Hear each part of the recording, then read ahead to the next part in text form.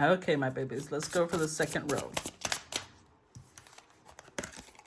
Oh, god damn.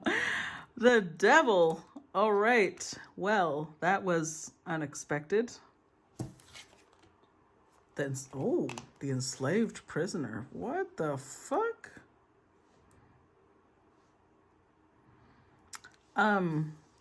The combination of these would normally represent the devil in normal tarot. So the fact that they showed up together, oh no. The Three of Fire.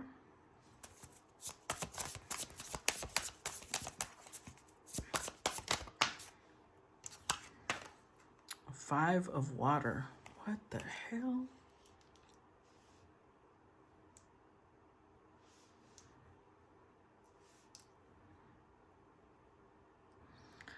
Okay. With the female issue. Ay, ay, ay. The fire element. The Five of Air. The Six of Fire. I'm seeing two potential stories here. The least likely, but there's still a possibility, is that this emperor that you come across is actually someone who has the potential to bind you to them, but it's in accordance with what your current path is, so it's allowed.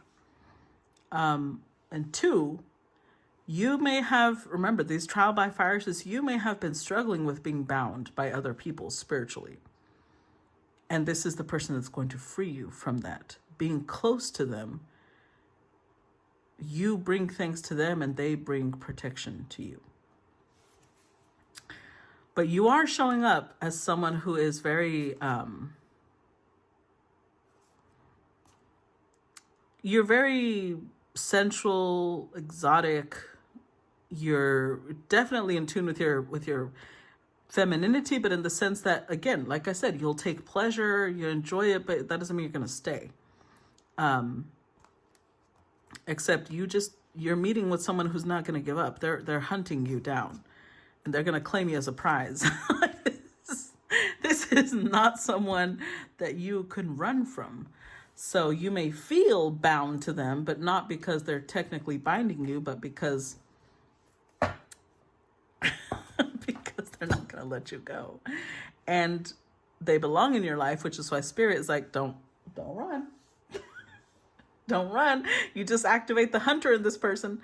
Let's read the female issue so that you know why I'm saying that. The female issue. And this is like a very, I don't even know which card to correlate it with in normal tarot.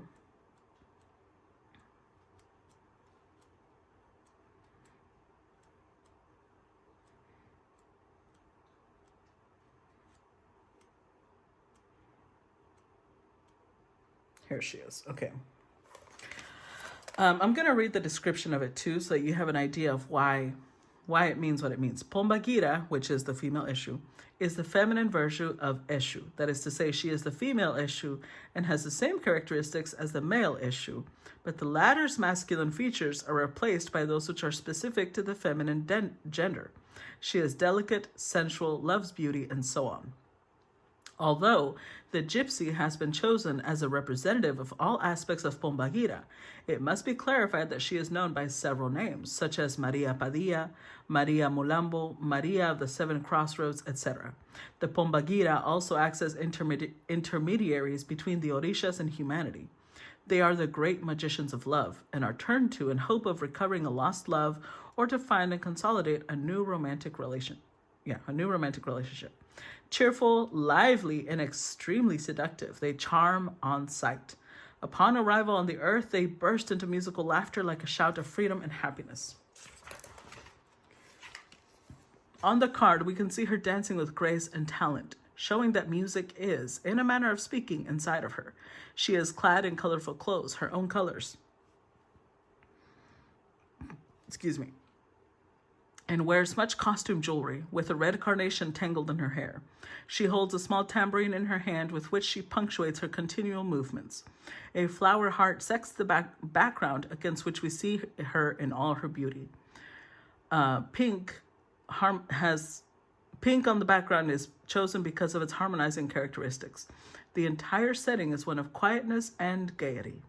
So its meanings are parties, weddings, festivities, and celebrations in general, shared happiness and surprises, beginning of a courtship, engagement, or marriage, falling in love, seduction, chance and intuition, prizes, and gifts. Good luck is on your side. So, I don't know if you're going to a wedding, a party, some festivity celebration, and this is where you meet this person and you're like, oh, you know what? I can seduce this person and have us a good time. Yeah. Let's see. Let's read the devil. The devil. Where's it at? Where's it at? Here we go.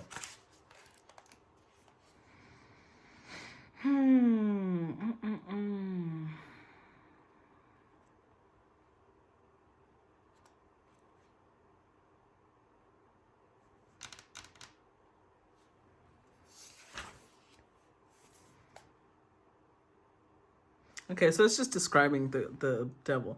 Upright, it represents black magic or evil witchcraft, terrible energetic and or spiritual pressure, creating completely negative magnetic field, ignorance, bad thoughts, jealousy, and destroying envy, wickedness at all levels. So in this deck, the devil is a very devil energy. It is not harmonious in any way. Now let's look at the enslaved prisoner. Oh, and it's right after. Okay.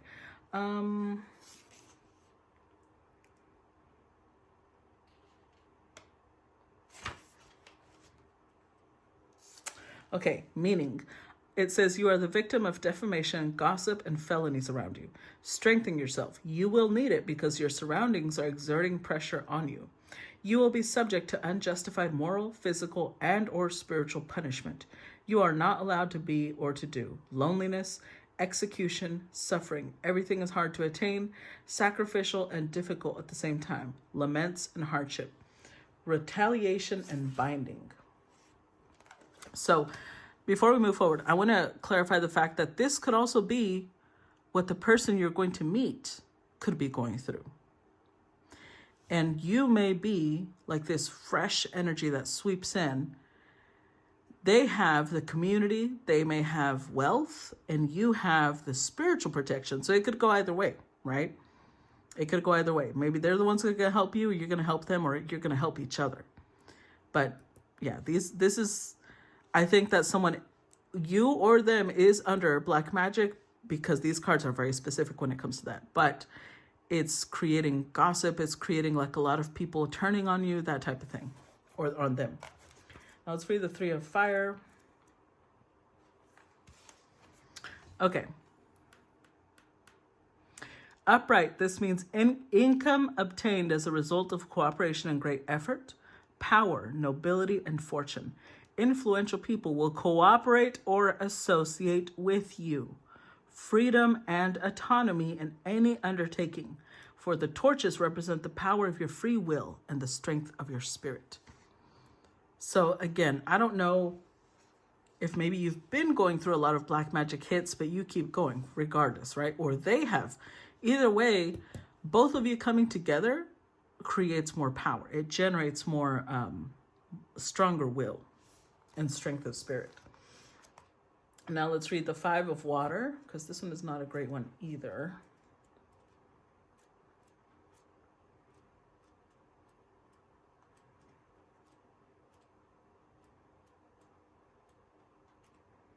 Found it. Okay.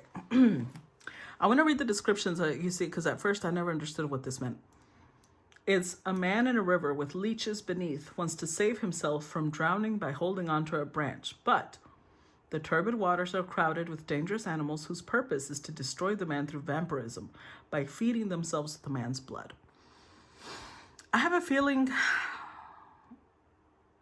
that all of this is the person you're about to meet.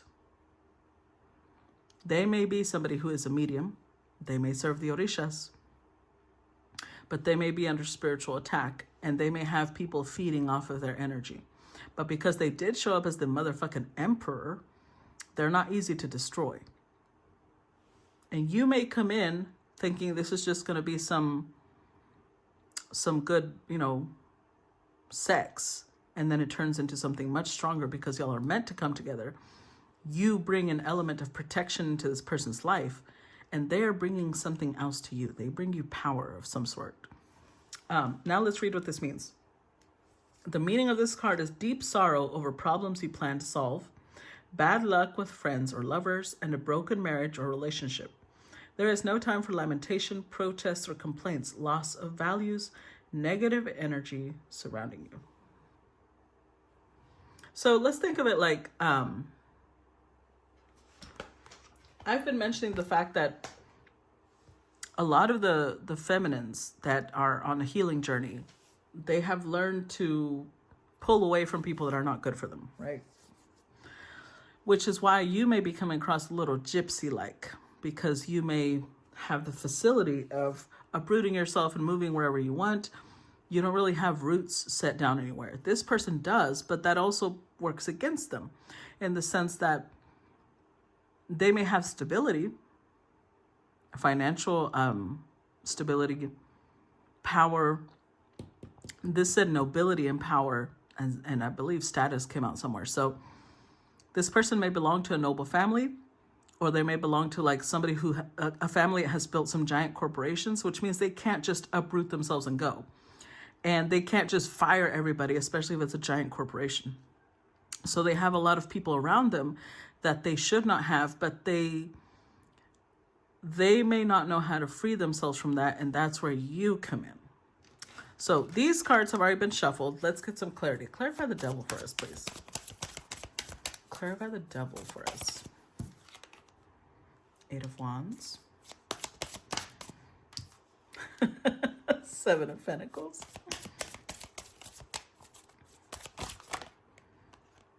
Oh, looky there. The King of Cups. Wow. The King of Cups, the Knight of Cups, and the 3 of Cups.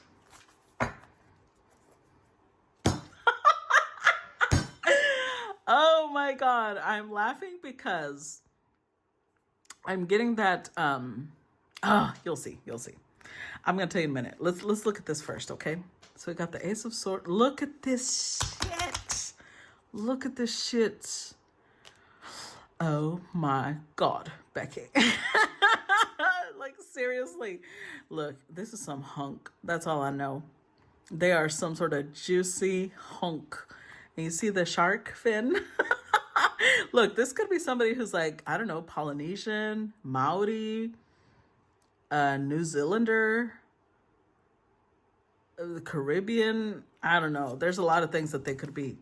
But with the Ace of Swords, you may not recognize them when you come across them, but they recognize you. As in, they know. Look, I was watching this Chinese drama yesterday, and they mentioned, I don't know if this is true or not, because, you know, sometimes they put things in dramas that are not real when it comes to myths and things like that. So I don't know if this is true or not, but I thought that was a really cute thought. This couple was about to get married, and it was an arranged marriage. Their families had arranged it, but they were having a conversation about it. And he told her that he knew it was meant to be, like, he was going along with it because families were told, or his family told him, that you were not able to marry someone unless you had survived 3 different lifetimes with them. And then on the 4th lifetime, you were allowed to marry them. So he was like, the fact that they're bringing us together in marriage tells me that we've been together 3 lifetimes, and I want to go through with it. I want to see whether we would work together or not. So I feel like that matters here, as in this person may recognize you, especially because they keep showing up submerged in water. They have strong spiritual gifts. So they may have memories of you building a family with them before, whereas you may not. You don't recognize them, but see, the sword is submerged in water, just like they are submerged in water. And remember how over here the King of Cups showed up reversed, and you were like, I don't believe that exists anymore? Here they are. Your fantasy come true. So with the 8 of Wands, they immediately recognize you. They know exactly who the fuck you are.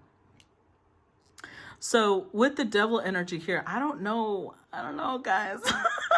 I don't know if that means that they're going to bind you spiritually.